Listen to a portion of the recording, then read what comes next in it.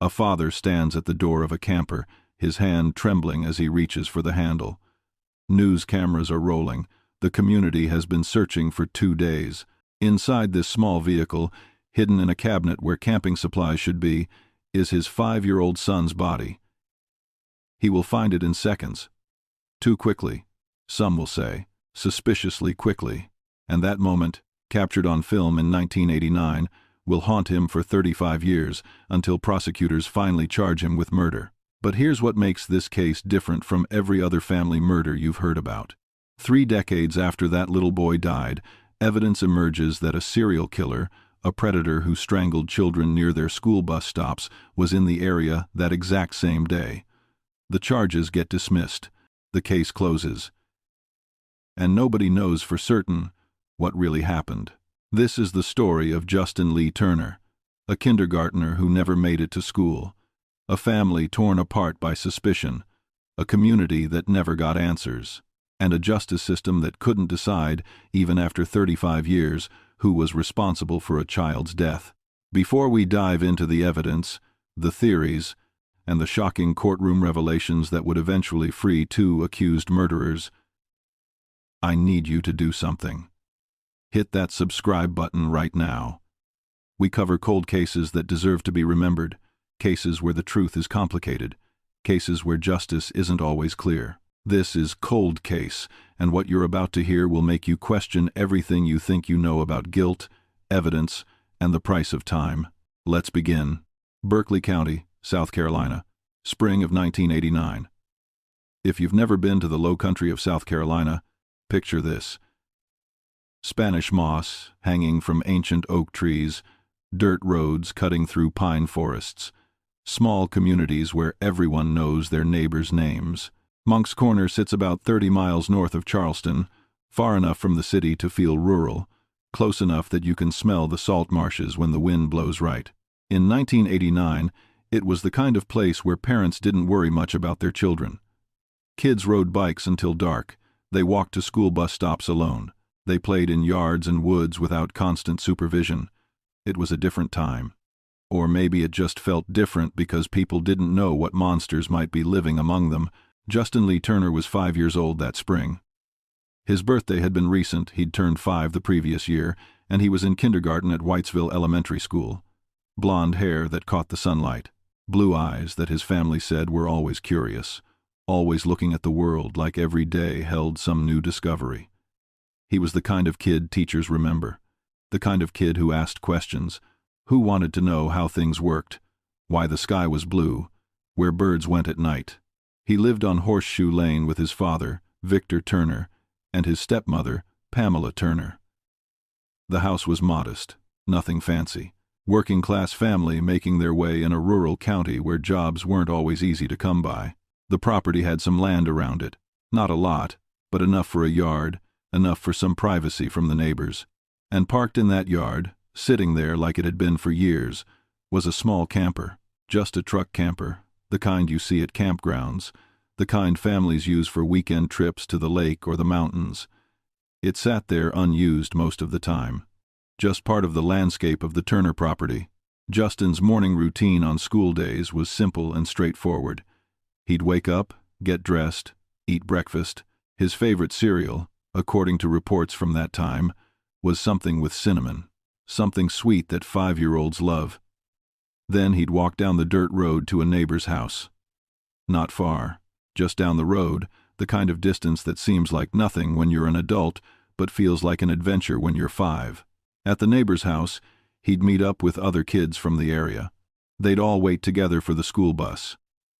The bus would arrive, the doors would open, the children would climb aboard, and they'd head to Whitesville Elementary. It happened 5 days a week, week after week. The routine was so normal that nobody thought twice about it. March 3rd, 1989 was a Friday. The week was almost over. Weekend was coming. For a kindergartner, Friday meant the promise of 2 days without school, 2 days of playing and cartoons and whatever adventures a 5-year-old could dream up. That morning started like any other, at least according to what investigators were initially told. Pamela Turner would later tell police that Justin got ready for school that morning. She said she was in the shower when he left the house. She didn't walk him to the bus stop. She didn't watch him go. It was routine, safe, normal. Justin walked out the front door of his house on Horseshoe Lane. He headed down the dirt road toward the neighbor's house where he was supposed to catch the school bus. And then, nothing. Somewhere between his front door and that neighbor's driveway, Justin Lee Turner vanished. When the school bus arrived that morning at the neighbor's house, the driver opened the doors. Kids climbed aboard. They found their seats. They chattered about weekend plans and schoolyard games and all the things kindergartners talk about. The bus driver did a head count, checked the faces, and pulled away from the stop. Justin wasn't there. Nobody mentioned it to the driver. Kids sometimes stayed home sick. It happened. Not a big deal. The bus arrived at Whitesville Elementary School. Children filed into their classrooms. Teachers took attendance. And that's when Justin's absence became notable. His teacher marked him absent. His classmates noticed his empty seat. His best friend, the neighbor's grandson who rode the bus with him every single day, assumed Justin must be homesick. Kids get sick all the time. Colds, stomach bugs, whatever virus was going around. Teachers don't panic when a kindergartner misses a day of school. They note the absence and move on with the lesson plan. The morning passed. Lunch came and went. Afternoon activities rolled by. Still no Justin. Still assumed to be homesick. And then, sometime between 4:30 and 5 o'clock that Friday afternoon, everything changed. Pamela Turner appeared at the neighbor's house. She was looking for Justin. She asked if anyone had seen him. Had he been at the bus stop that morning? Did anyone know where he was? The neighbor's grandson, Justin's best friend, his bus buddy, told Pamela something that must have turned her blood to ice. Justin hadn't been on the bus that morning. The boy had assumed Justin was homesick. He thought Justin was with his parents all day, resting, getting better, doing whatever sick kids do. But Justin wasn't home. He wasn't at school. He hadn't been on the bus. Justin Turner was missing. Pamela Turner immediately called 911. The peaceful Friday afternoon in rural Berkeley County shattered in an instant. Within minutes, the first responding officers arrived at Horseshoe Lane. Within an hour, multiple law enforcement agencies mobilized. Search teams formed. Volunteers from the community began gathering. A 5-year-old child had disappeared. Somewhere between his front door and a neighbor's house down the dirt road, a distance that couldn't have been more than a few hundred feet, a little boy had vanished. Then Berkeley County Sheriff M.C. Cannon took command of the search operation. This wasn't just a local issue anymore. This was every parent's nightmare. A child gone without a trace in a quiet community where nothing like this ever happened. Law enforcement officers fanned out across the area. They searched the woods surrounding Horseshoe Lane. They combed through properties. They knocked on doors, interviewed neighbors, asked if anyone had seen anything unusual that morning. Had anyone noticed a strange vehicle? An unfamiliar person? Anything out of the ordinary? Nobody had seen anything. It was just a normal Friday morning in a quiet neighborhood. Volunteers joined the search. Local residents who knew the area, who knew the families, who couldn't just sit at home knowing a 5-year-old was missing. They searched through the afternoon and into the evening. They brought flashlights when darkness fell. They called Justin's name. They checked every place a scared, lost child might hide. They found nothing. The search continued through the night. Officers and volunteers worked in shifts, refusing to give up, determined to find Justin before something terrible happened.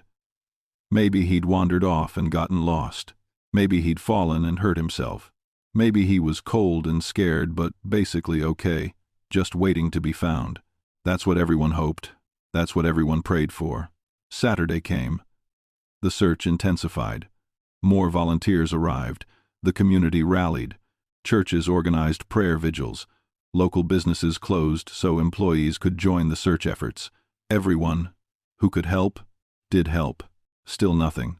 No sign of Justin. No clues about what had happened to him or where he might be. Saturday night fell. Another night without answers. Another night of a little boy being gone. His whereabouts unknown. His fate uncertain. Sunday morning, March 5th, 1989. The search entered its third day. Law enforcement officers, volunteers, and family members gathered again on Horseshoe Lane. The mood was different now. Less hopeful, more desperate. 2 full days had passed. A 5-year-old child had been missing for 48 hours. A local news crew from WCBD had been following the search efforts. They were there that Sunday morning, cameras ready, documenting what everyone hoped would be a happy ending. A child found safe. A community's prayers answered. The kind of story that makes you cry with relief instead of grief. The camera was rolling when Victor Turner walked toward the small camper parked on his property. The camper had been sitting there the entire time, visible from the house, just yards away from where Justin had lived. Searchers had looked around it, near it, but the camper itself was locked. Only Victor and Pamela had keys. Victor approached the camper door. He reached for the handle. The camera captured every moment. He opened the door. He stepped inside, and within seconds, literally within seconds, he backed out of the camper. His voice, caught on that news camera, said words that would be analyzed and questioned for the next 35 years. "My son's in there. Somebody's hurt him." Inside the camper, hidden in a cabinet, was Justin Lee Turner's body. The search was over. But the questions had just begun. The news footage shows Victor Turner's face in those moments. Distress, shock, horror, or at least, that's what it looks like. Human beings aren't always good at reading genuine emotion versus performed emotion, especially in moments of extreme stress. But the camera captured it all. The way Victor moved. The speed with which he found his son. The words he chose. "Somebody's hurt him." Not, "He's hurt." Not, "I found him." "Somebody's hurt him." Passive construction. Distancing language. Investigators would watch that footage over and over. They would analyze every frame. And they would ask themselves, is this the reaction of a father discovering his missing son's body? Or is this the performance of a man who already knew exactly where to look? Sheriff Cannon was clear from the beginning. This was not an accidental death. This was not a case of a child wandering off, getting lost, and succumbing to the elements. This was not a tragic accident. This was homicide. The coroner's office conducted an autopsy on Justin's small body. The results were devastating. The kind of results that make even seasoned law enforcement officers sick to their stomachs. Justin Lee Turner had been strangled. The medical examiner found evidence of ligature strangulation, meaning something had been wrapped around his neck and tightened until he couldn't breathe anymore, until his brain was deprived of oxygen, until his 5-year-old heart stopped beating. And there was more. Evidence of sexual assault. This wasn't just a murder. This was a sexual homicide involving a child. The kind of crime that makes communities question everything they thought they knew about safety, about trust, about the monsters that might live among us. The manner of death. Homicide. No question. No ambiguity. Someone had intentionally killed Justin Lee Turner. And almost immediately, investigators began looking at the people closest to him. "We haven't ruled out anybody," Sheriff Cannon told reporters in those early days following the discovery. "We're taking a hard look at everybody, and we're just going from one to another. Every time we get a lead, we're going to be knocking on the door." But despite those words, despite the claim that everyone was a suspect, the investigation seemed to focus almost immediately on Victor and Pamela Turner. The circumstances were undeniably suspicious. Justin's body was found in a camper on the family's property. The camper was kept locked. Only Victor and Pamela had keys to access it. The body was hidden inside a cabinet, placed there deliberately, concealed. According to affidavits that would be filed decades later when charges were finally brought, the location of Justin's body inside the camper suggested something important: familiarity with the vehicle's layout. Whoever put Justin's body in that cabinet knew the camper, knew its floor plan, knew where things could be hidden. Then there was the videotape. That footage of Victor discovering Justin's body. Investigators watched it dozens of times.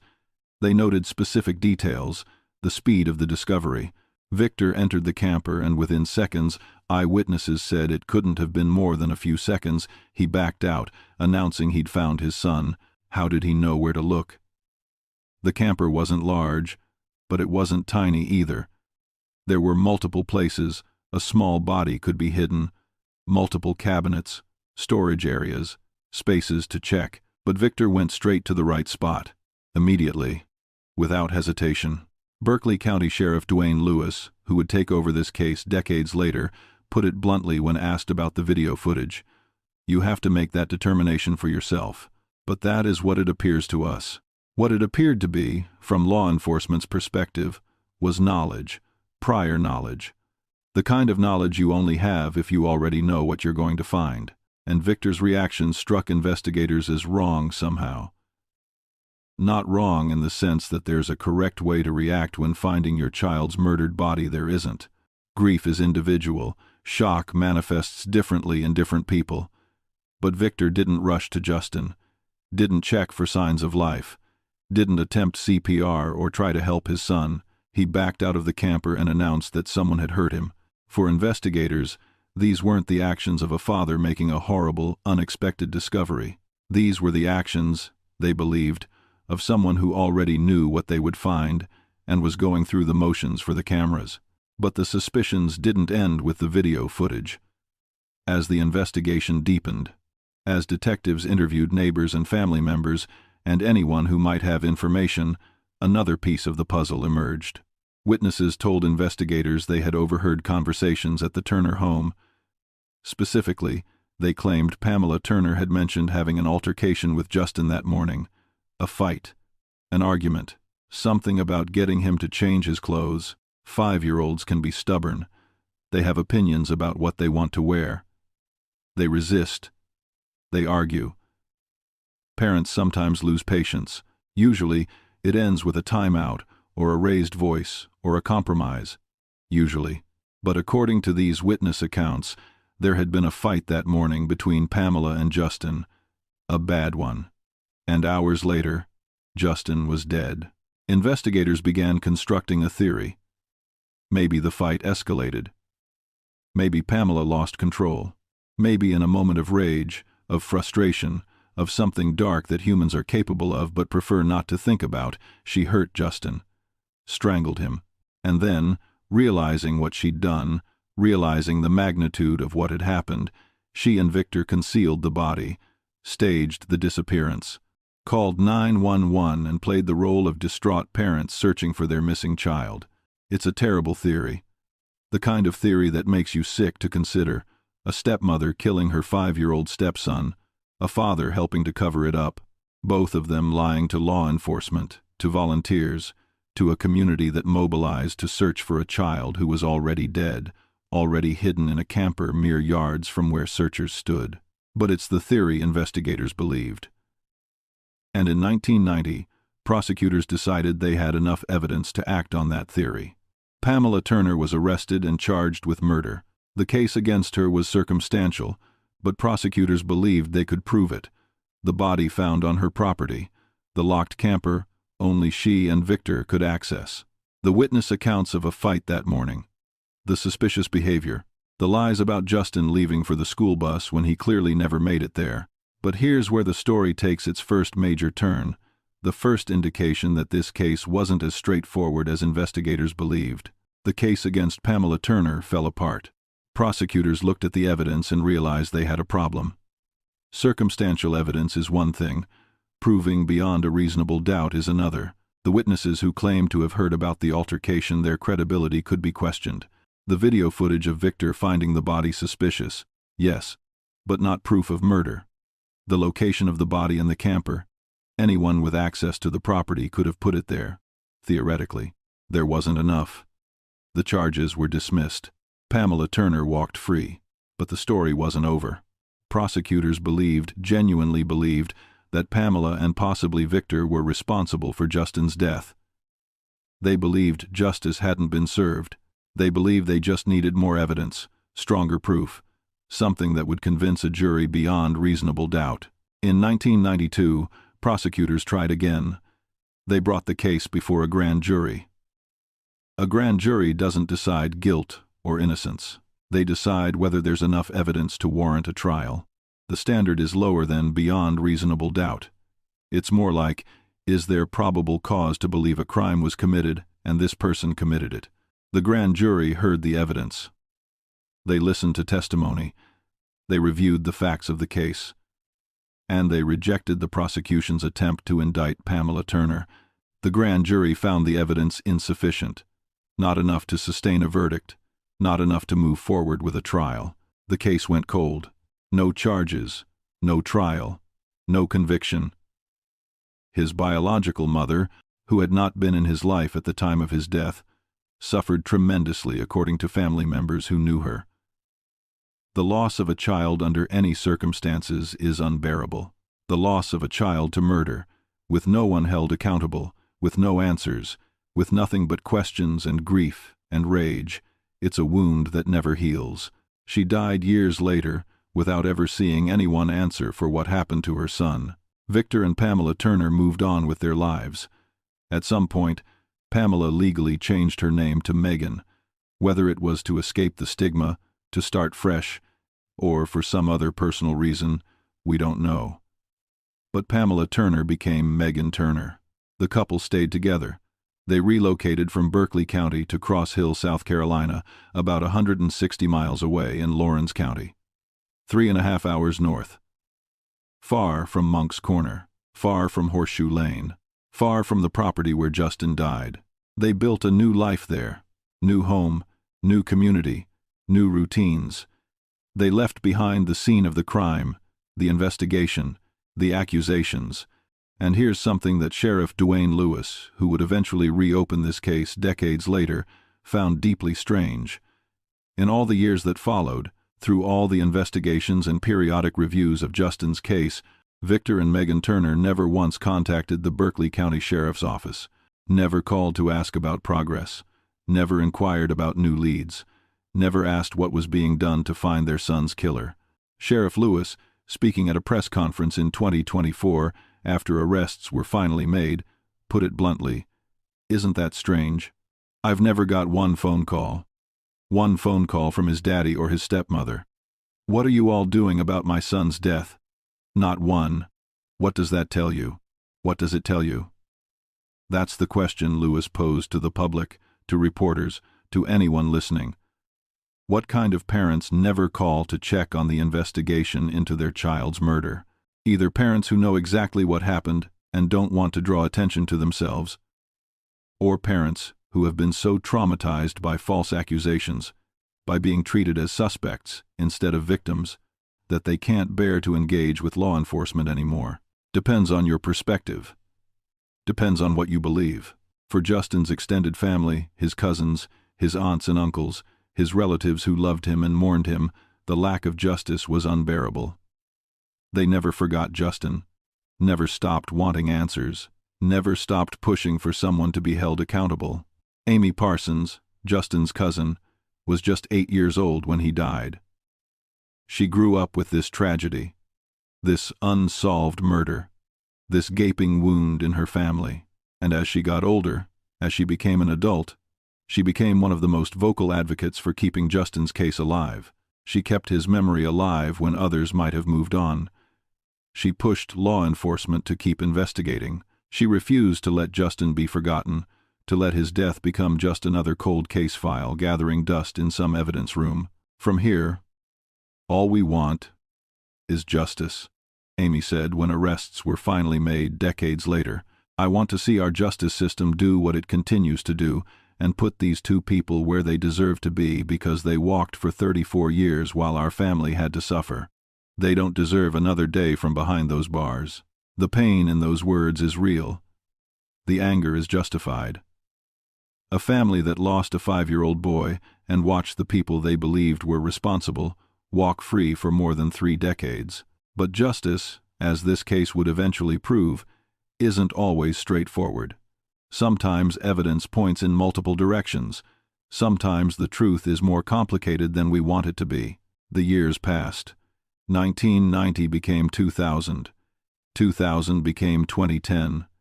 2010 became 2020. 30 years after Justin's death, The case remained unsolved. The file sat in storage. The evidence collected in 1989 sat untouched, waiting for technology that didn't exist yet, waiting for someone to look at it with fresh eyes. And then, in April of 2021, something changed. The Berkeley County Sheriff's Office had established a cold case unit, a dedicated team whose job was to review unsolved cases, to apply new technology and new investigative techniques to old crimes, to bring justice to victims whose cases had gone cold. Cold case investigations have become increasingly important in modern law enforcement. DNA technology has advanced exponentially. Forensic techniques that didn't exist in the 1980s and 90s are now standard. Evidence that couldn't be properly analyzed decades ago can now yield crucial information. Witnesses who were afraid to talk might now be willing to come forward. Digital records and databases can make connections that were impossible before. In April 2021, Justin Turner's case file was pulled from the archives. Cold case detectives began reviewing everything, every piece of evidence collected in 1989, every statement taken, every photograph of the crime scene, every autopsy finding. They submitted physical evidence to forensic pathologists. They sent material to the State Law Enforcement Division's laboratory for analysis. They asked experts to look at everything with modern eyes, modern technology, modern understanding of forensic science. And according to law enforcement, they found something that had been there all along but couldn't be properly understood or proven until now. The original investigation had theorized that Justin was strangled with a ligature, something wrapped around his neck and tightened. But what ligature? What was the murder weapon? Investigators in 1989 had looked at a dog leash and collar that belonged to the Turner family. They owned a small terrier named Freeway. Like many families, they had a leash and collar for their pet. And investigators wondered, could that have been used to strangle Justin? Interestingly, Pamela Turner had given Freeway away to a friend named Linda Cook shortly after Justin's death. The dog went to a new home. Whether this was because the family couldn't bear to keep a pet after losing their son, or whether there was a more calculated reason, we don't know. When cold case detectives reopened the investigation in 2021, they wanted to examine that original dog collar and leash. They wanted to test it, analyze it, see if there was any physical evidence linking it to Justin's death. But they couldn't find the original collar and leash. Had long since died. Investigators actually attempted to locate and exhume the dog's body, hoping to recover the collar if it had been buried with the animal. They couldn't find it. The physical evidence they wanted, the original collar and leash, was gone. So investigators did something that would later become controversial. They bought a modern dog collar and leash. They attempted to recreate what they believed had been used to kill Justin. They compared the materials, the fibers, the physical characteristics. They also looked closely at Justin's clothing from that day, specifically his shirt collar. The autopsy had documented injuries to Justin's neck consistent with ligature strangulation. But the autopsy had also noted something else: damage to Justin's shirt collar, specific patterns, specific fibers. Forensic experts at the State Law Enforcement Division's laboratory examined everything. They looked at the fibers from the potential ligature, the theory about a dog leash. They looked at fibers from Justin's shirt collar. They analyzed the physical characteristics of both. And according to their analysis, the fibers collected from a potential ligature were physically and chemically consistent with material taken from inside Justin's shirt collar. What does that mean in practical terms? It means investigators developed a new theory. They believed Justin wasn't strangled with a dog leash. They believed he was strangled by his own shirt collar. Someone had grabbed his collar, twisted it, used it as a ligature to cut off his air supply. It's possible. Shirt collars can absolutely be used to strangle someone, especially a small child.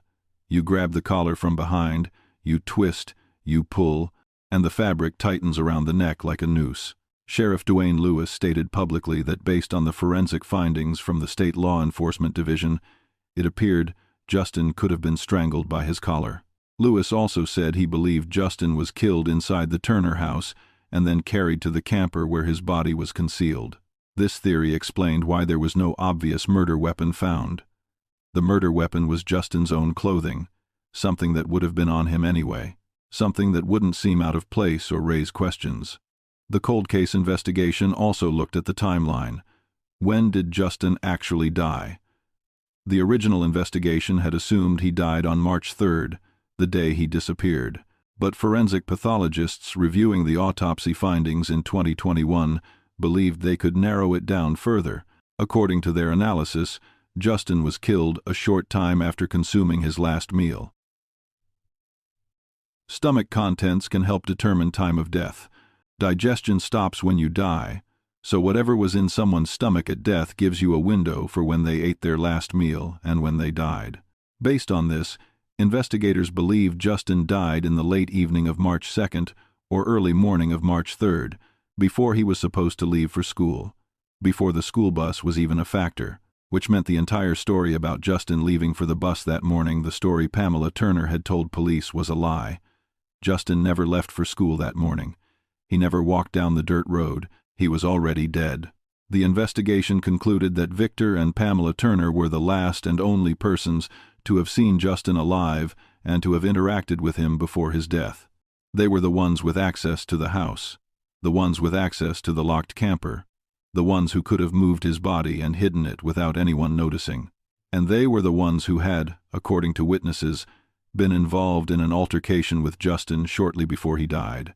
On January 9, 2024, 35 years after Justin's death, Berkeley County detectives coordinated with Lawrence County Sheriff's deputies and traveled to Cross Hill, South Carolina. They arrived at the home where Victor and Megan Turner had been living for years.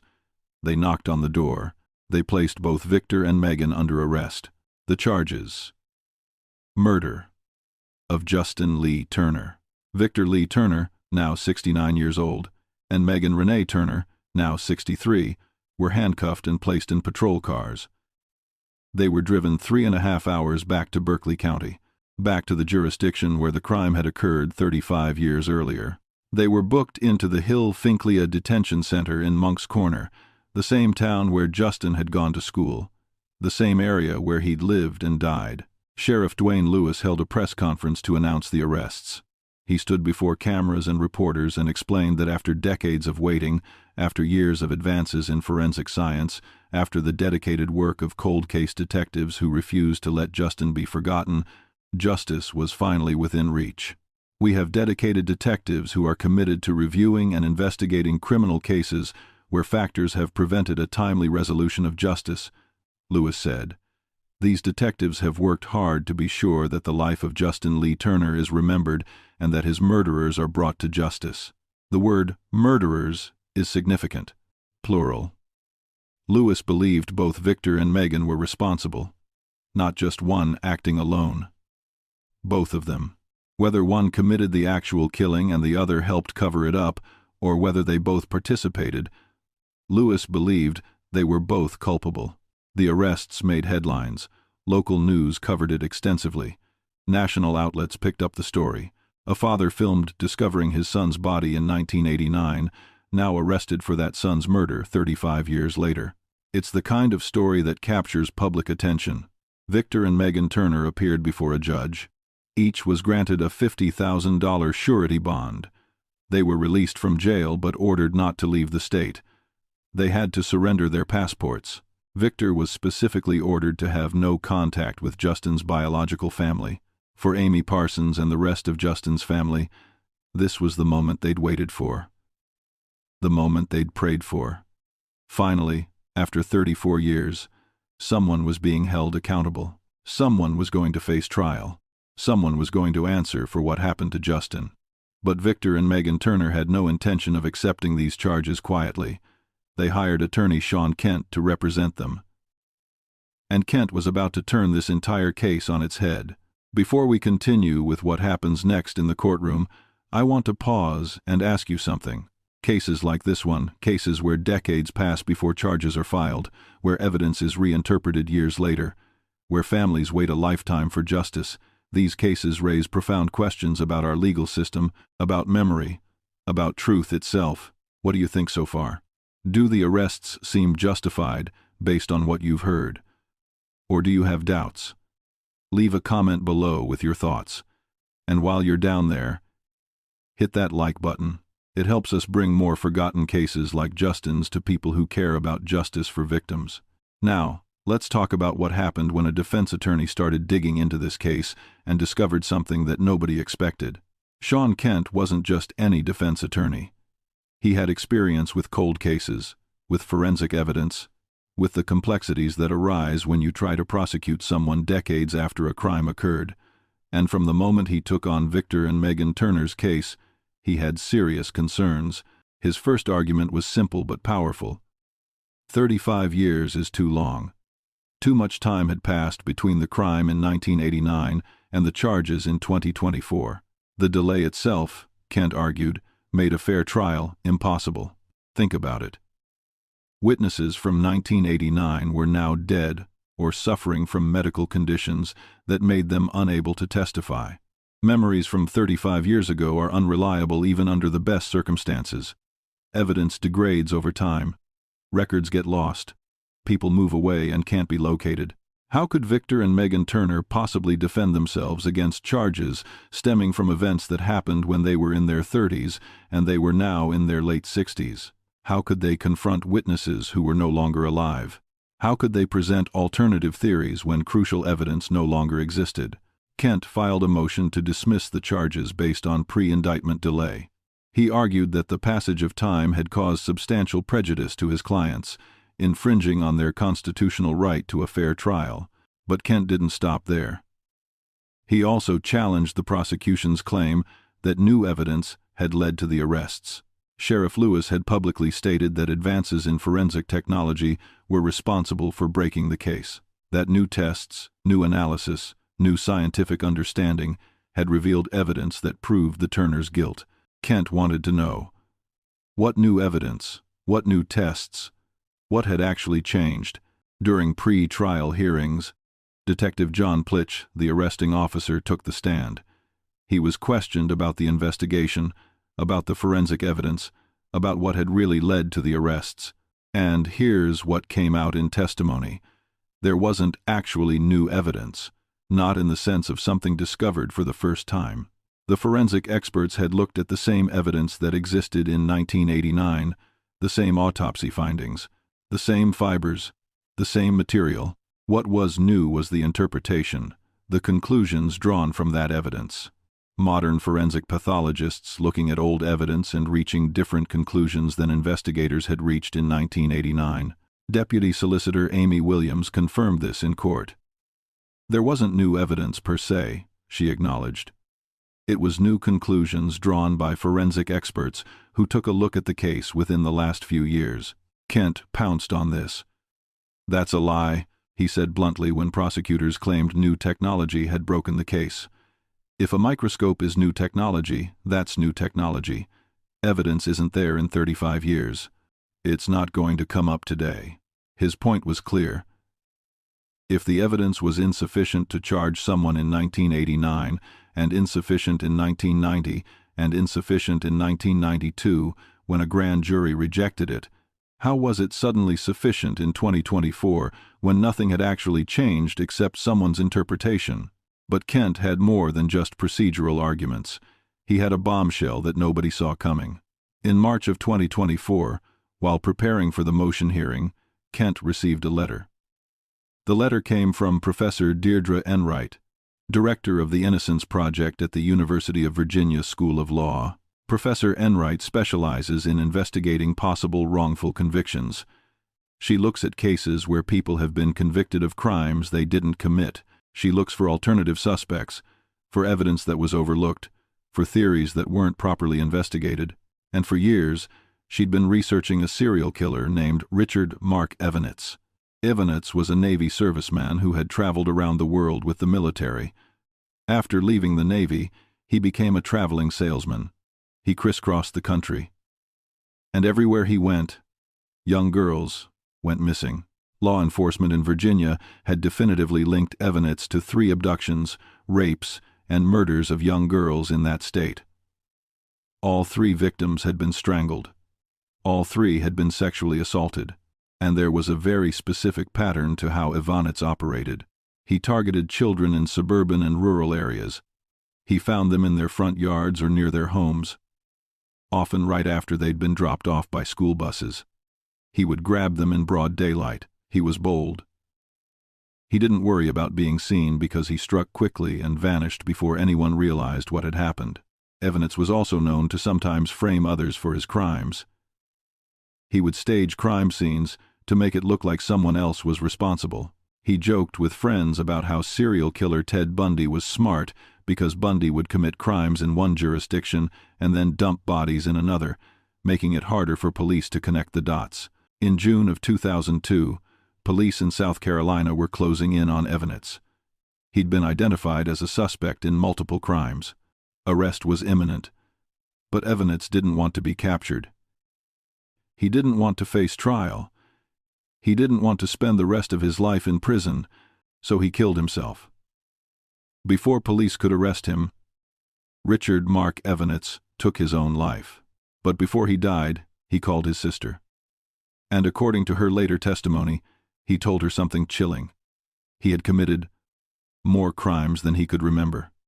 More abductions, more rapes, more murders. Far more than the 3 he'd been definitively linked to. Professor Enright had been researching Vanishes for years, trying to identify other victims, trying to solve cold cases that might be connected to him. Her students helped with the research.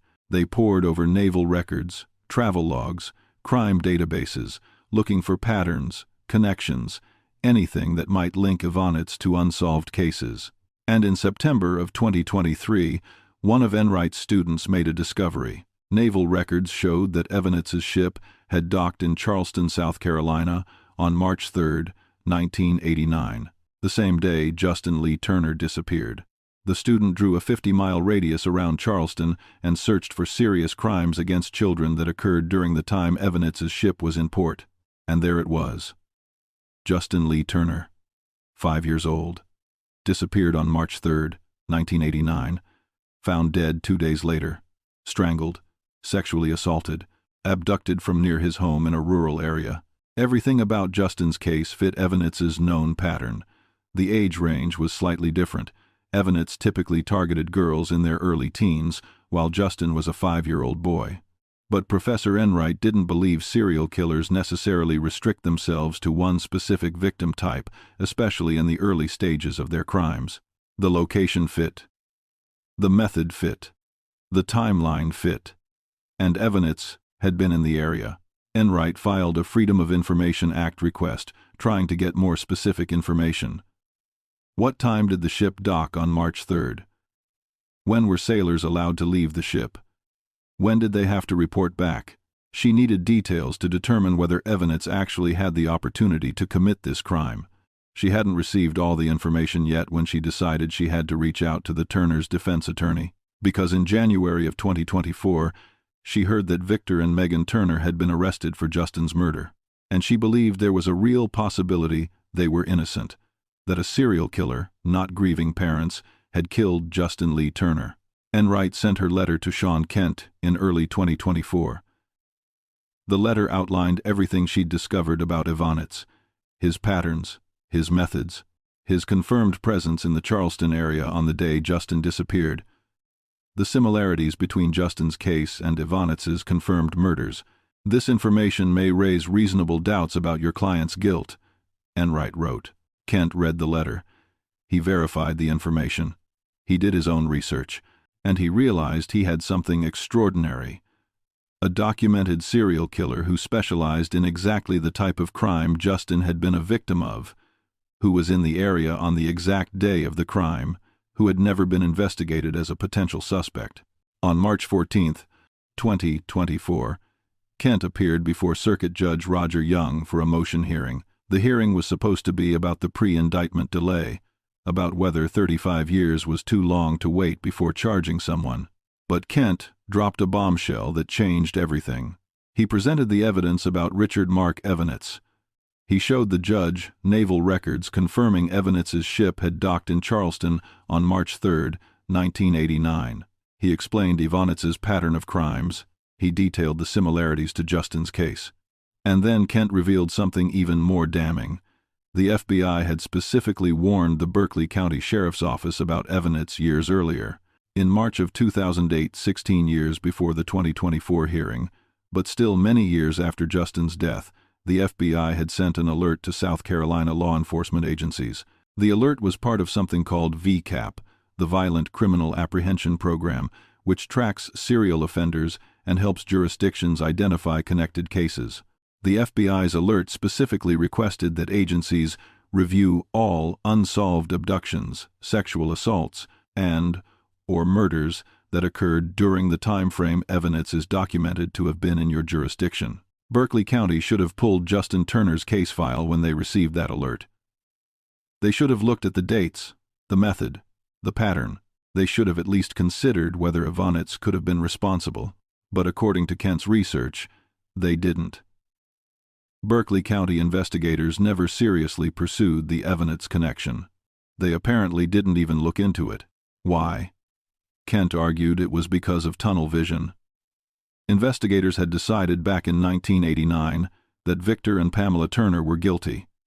They'd built their theory around the parents, and once you're convinced you know who did it, you stop looking for alternative suspects. You dismiss evidence that doesn't fit your theory. You see everything through the lens of your pre-existing conclusion. You've got a serial killer out there that possibly could be the person who did it, Megan Turner said at a press conference after the hearing. But he was never looked at, so we were always the ones under suspicion. Kent was passionate in his arguments before Judge Young. All they have shown us is a level of bias that cannot be trusted, he said about the Berkeley County Sheriff's Office. I applaud Berkeley County for trying to solve the case. But the problem is, when you get this emotionally involved in the case, you're no longer trying to solve a case. You're trying to prove your own theory. He argued that investigators had become so focused on the Turners that they ignored viable alternative theories.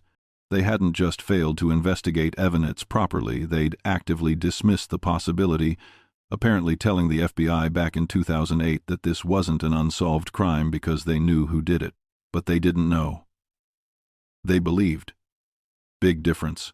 The hearing lasted nearly 3 hours. Detective Plitch testified about the investigation. He was questioned extensively about the forensic evidence, about the dog collar theory, about the investigators' methods. Kent grilled him about the dog collar specifically. Investigators had tried to exhume the family dog to recover the original collar. When they couldn't find it, they bought a modern collar and tried to use it as comparison evidence. Kent argued this was junk science. How could you prove what collar was used if you don't have the actual collar? You're comparing modern materials to fibers from 35 years ago and claiming they match? Plitch also testified about conversations with forensic pathologists. Kent played a recording of Plitch speaking with one expert who said they didn't actually believe the leash was the murder weapon, even though that's what investigators were publicly claiming. The theory kept changing. First it was a dog leash. Then it was the shirt collar. Investigators seemed to be working backward from a conclusion the Turners did it and trying to make the evidence fit that conclusion rather than following the evidence wherever it led. Kent also pointed out the problems with witness testimony from 35 years ago. The claim that Pamela had mentioned a fight with Justin that morning. Who was that witness? Where were they now? Could they testify? Could they be cross-examined? Could their memory from 1989 be trusted? Megan Turner herself had mentioned during police interviews that she'd had a fight with Justin, but not necessarily that morning. Families fight. Stepmothers and stepchildren have conflicts. Doesn't mean it led to murder. During the hearing, another detail emerged. According to detective testimony, Megan Turner had once joked or laughed about winning a fight with Justin. This was presented as evidence of guilt, as something sinister. But Kent argued it was being taken completely out of context. A stepmother dealing with a difficult child, making an offhand comment or nervous laugh about a past conflict, now having that weaponized against her decades later. Judge Young listened to everything. He asked questions. He reviewed the evidence presented by both sides. He called the evidence revelation fascinating. Deputy Solicitor Williams called it explosive evidence. But Judge Young didn't issue a ruling that day. He took the matter under advisement. He needed time to consider everything he'd heard: the pre-indictment delay, the lack of genuinely new evidence, the evidence connection, the degradation of evidence over time, the unavailability of witnesses, the constitutional questions about fair trial rights. It was a lot to process, a lot to weigh. A decision that would determine whether Victor and Megan Turner would face trial for a 35-year-old murder or whether the case would be dismissed. For nearly 3 months, everyone waited. The Turners waited. Their attorney waited. The prosecution waited. Justin's family waited. The community waited. And then, on June 7, 2024, Judge Roger Young issued his ruling. He dismissed the murder charges against Victor Lee Turner and Megan Renee Turner with prejudice. With prejudice means the ruling is final and permanent. The case cannot be retried, ever. No matter what new evidence might emerge, no matter what witnesses might come forward, it's over. Judge Young's written order laid out his reasoning in detail.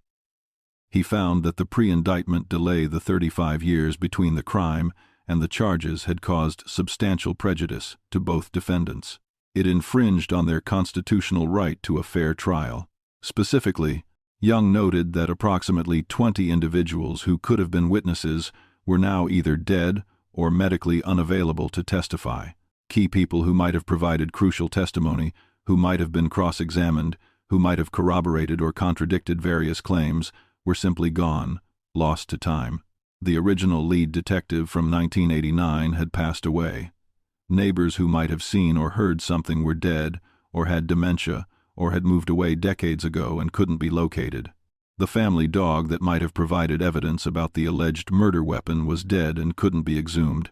Richard Mark Ivanitz, the alternative suspect, was dead since 2002. His body had been cremated by his family, reportedly out of fear of grave desecration after his crimes became public. Cremation meant his DNA was gone forever. There would never be a way to definitively prove or disprove his involvement in Justin's death. Judge Young also found that several pieces of critical physical evidence were no longer available for testing or evaluation because the evidence had degraded, been lost, or simply didn't exist anymore after 35 years.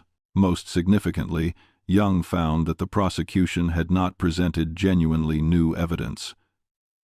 The forensic analysis done in 2021 was based on evidence that existed in 1989.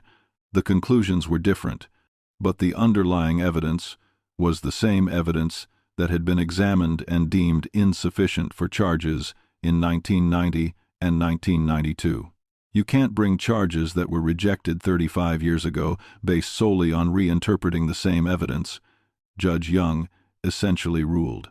Not when the delay has made it impossible for the defendants to mount a proper defense. Not when witnesses are dead and evidence is gone, and the passage of time has fundamentally prejudiced their ability to confront their accusers and present their case. The dismissal was a legal earthquake. For Sheriff Lewis and the cold case detectives who'd worked so hard on this case, it was devastating. They believed they had solved Justin's murder. They believed they had identified his killers, and now, because of the passage of time, because of legal technicalities and constitutional rights, the people they believed were responsible would never face trial.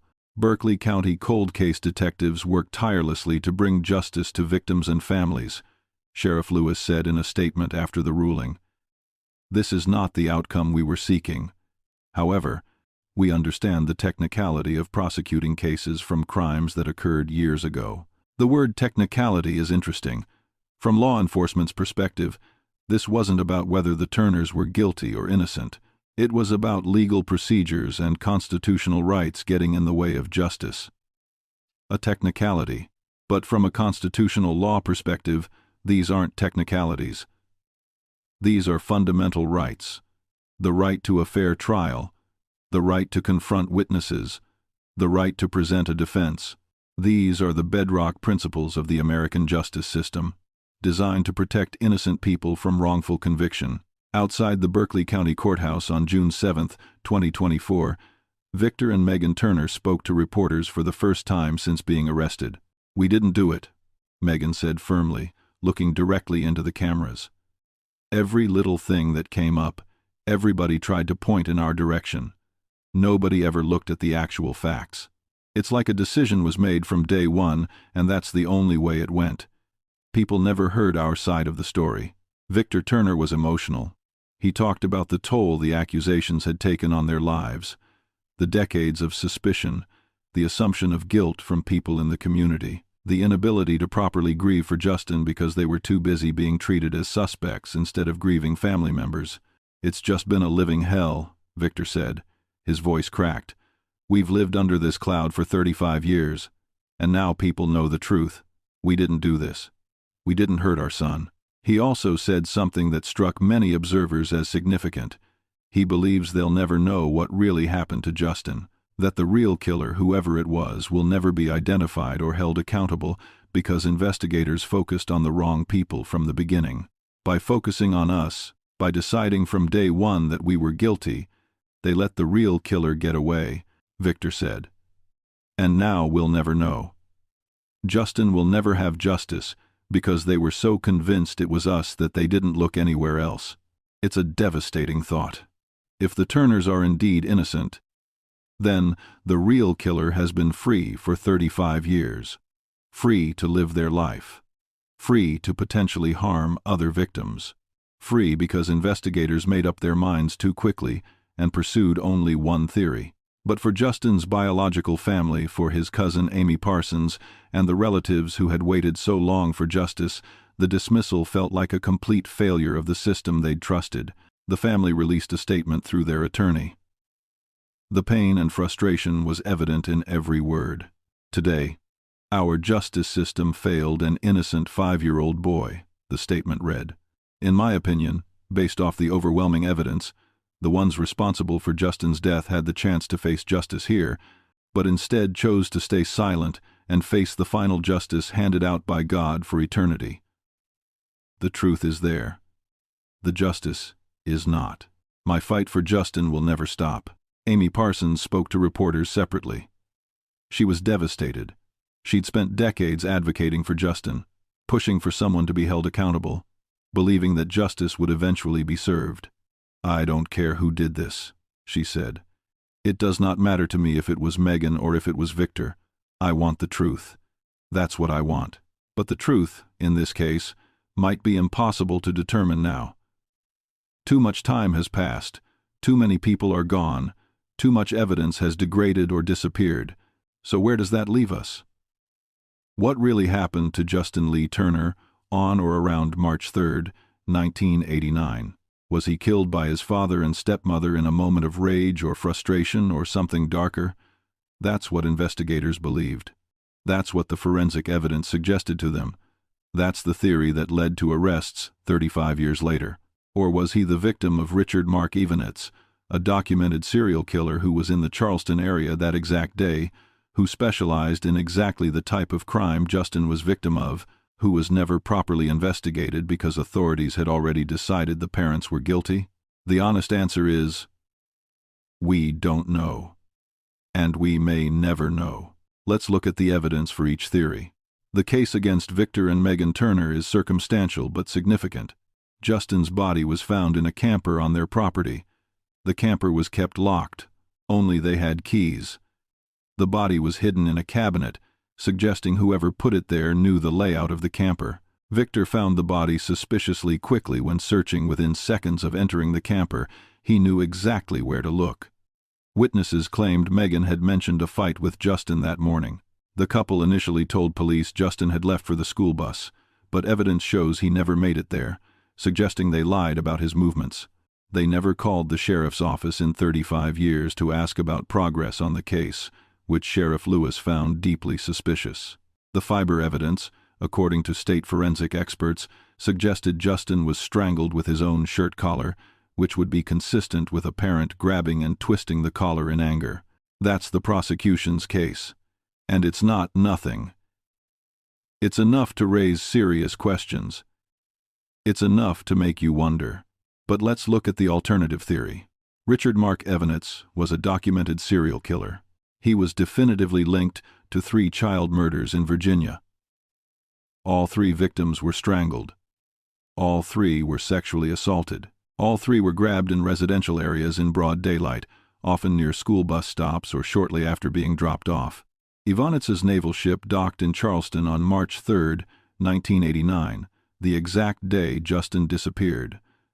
The distance from Charleston to Moncks Corner is about 30 miles, easily drivable. Vanishes was known to drive obsessively and had a preference for rural and country settings, according to Professor Enright's research. He sometimes tried to frame others for his crimes, staging scenes to make it look like someone else was responsible. Before killing himself in 2002, he told his sister he'd committed more crimes than he could remember, suggesting many more victims beyond the 3 confirmed cases. The FBI specifically warned the Berkeley County Sheriff's Office in 2008 to review all unsolved cases from when Vanishes was in their jurisdiction, but this warning appears to have been ignored. Justin's case fits Vanishes' pattern in multiple ways: the strangulation, the sexual assault, the age of the victim being young, the location being rural, the timing being during the day. That's the defense's alternative theory, and it's not nothing either. It's enough to create reasonable doubt. It's enough to make you question whether the parents were really responsible. But there are problems with the Vanishes theory too. How did Vanishes know about the Turner property? How did he access a locked camper that only the family had keys to? If he grabbed Justin somewhere between the house and the bus stop, how did he get the body back onto the property and into the camper without being seen? Why would a serial killer who typically grabbed victims and took them somewhere else for his crimes instead place the body in a locked vehicle on the victim's own property? Unless Vanishes staged it. Unless he wanted it to look like a family member did it. He'd done that before, according to research. He joked about being like Ted Bundy, about committing crimes in ways that made investigation difficult. What if he specifically targeted Justin because he could make it look like the parents were responsible? It's possible, but it's speculation. There's no proof. And that's the fundamental problem with this entire case. 35 years later, we're left with competing theories that both have some evidence supporting them, but neither has enough evidence to prove beyond reasonable doubt. Victor and Megan Turner have been legally cleared. The charges were dismissed with prejudice. They cannot be tried again. In the eyes of the law, they are innocent. But in the court of public opinion, many people still believe they're guilty. Sheriff Lewis believes they're guilty. Justin's family believes they're guilty. They see the dismissal not as proof of innocence, but as a legal technicality that let killers walk free. Other people believe the Turners were wrongly accused, victims of tunnel vision and circumstantial evidence that looked suspicious but didn't actually prove anything. They see the Vanishes connection as reasonable doubt, as an alternative explanation that was never properly investigated. And some people, probably the most honest position, simply don't know. The evidence points in multiple directions. The passage of time has destroyed our ability to know for certain. We're left with uncertainty, with questions, with a tragedy that has no satisfying resolution. What we do know for certain is this: Justin Lee Turner deserved better. He deserved to grow up. He deserved to experience life beyond 5 years old. He deserved to go to school that Friday morning and come home safely. He deserved parents or guardians who would protect him, not harm him. He deserved a childhood, an adolescence, an adulthood. Instead, his life ended violently sometime around March 3, 1989. Someone strangled him. Someone sexually assaulted him. Whether that someone was his father and stepmother acting in rage or desperation or some dark impulse we can't fathom, or whether it was a serial killer who happened to be in the area and saw an opportunity, we may never know with certainty. Justin would be 40 years old today if he'd lived. Think about that. 40 years old. He might have graduated from high school in the early 2000s, gone to college, maybe joined the military like so many young people from South Carolina do, maybe gotten married, had children of his own, built a career, lived a full life with all its joys and sorrows and ordinary moments. Instead, he's frozen in time as a 5-year-old boy with blonde hair and blue eyes who never came home from school one Friday in March. His grave has been visited by family members for 35 years. His memory has been kept alive by people like Amy Parsons who refuse to let him be forgotten. His case has been investigated and re-investigated and argued over in courtrooms and in public discourse. But Justin himself is gone. And all the investigations, all the arrests, all the legal proceedings can't bring him back. Justice for Justin, real justice, would have been preventing his death in the first place, protecting him, keeping him safe. Everything after his death is just humans trying to make sense of a senseless tragedy, trying to hold someone accountable, trying to find meaning in meaninglessness. The legal case is closed now. Judge Young's dismissal with prejudice means there will never be a trial. The charges cannot be refiled. No matter what evidence might emerge, no matter what witnesses might come forward, Victor and Megan Turner cannot be prosecuted for Justin's murder. Sheriff Lewis and his cold case detectives have to live with that. They believe they solved the case. They believe they identified the killers. And they have to accept that the passage of time prevented justice from being served. Justin's family has to live with it too. They believe the right people were charged. They believe Victor and Megan are guilty. And they have to accept that a judge found the case too old, too prejudiced by time, too compromised by missing witnesses and degraded evidence to proceed to trial. Victor and Megan Turner have to live with it as well. They've been cleared legally, but not socially. Many people will always believe they killed Justin. They'll always be seen with suspicion in certain circles, always have to deal with people who think they got away with murder because of a technicality.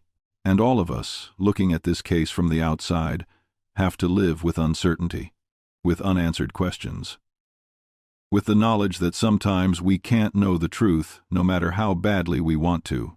True crime isn't always satisfying. Real cases don't always have clear resolutions. Evidence doesn't always point in one obvious direction. And justice, that thing we all want to believe in, doesn't always prevail. Sometimes a 5-year-old boy dies, and 35 years later we still don't know for certain who killed him. That's the reality of the Justin Lee Turner case. A tragedy without closure. A mystery without a definitive solution. A family torn apart by loss and suspicion and conflicting theories about what really happened. What do you think? After hearing all the evidence, all the theories, all the arguments from both sides, what do you believe happened to Justin Lee Turner? Do you think Victor and Megan Turner killed him and got away with it because too much time passed before charges were filed? Do you think they were innocent victims of circumstantial evidence and tunnel vision, wrongly accused of a crime they didn't commit? Do you think Richard Mark Evanitz was responsible, a serial killer who happened to be in the area and was never properly investigated? Or do you think we simply can't know, that the truth died with the passage of time and the loss of critical evidence and witnesses? Leave your thoughts in the comments below. This is exactly the kind of case that deserves discussion, that deserves people thinking critically about evidence and justice and reasonable doubt. Share your perspective. Engage with others who are commenting. Let's talk about this. And if you found this deep dive into a complex case valuable, if you appreciate true crime content that doesn't give you easy answers, but instead explores the difficult realities of investigation and justice, subscribe to Cold Case right now. We're committed to bringing you stories that matter, stories that challenge us to think, stories that remind us why these victims deserve to be remembered. Hit that subscribe button. Turn on notifications so you don't miss our next investigation.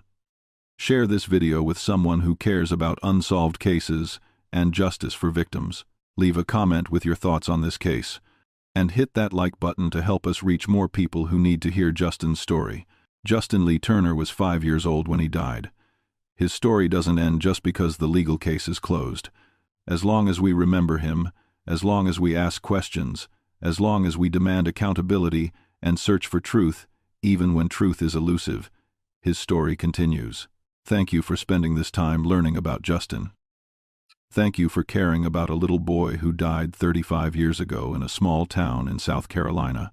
Thank you for being the kind of person who believes victims matter, that cold cases deserve attention, that justice, even imperfect, complicated justice, is worth pursuing. Stay tuned for the next cold case investigation. We'll be back soon with another story that needs to be told, another victim who deserves to be remembered, another case that raises difficult questions about truth, evidence, and the criminal justice system. Until then, remember Justin Lee Turner, a 5-year-old boy who loved cinnamon cereal and had his whole life ahead of him, a child who deserved so much better than what happened to him, a victim whose case reminds us that justice isn't always clear, isn't always achievable, but is always worth fighting for. This has been Cold Case. Thank you for watching.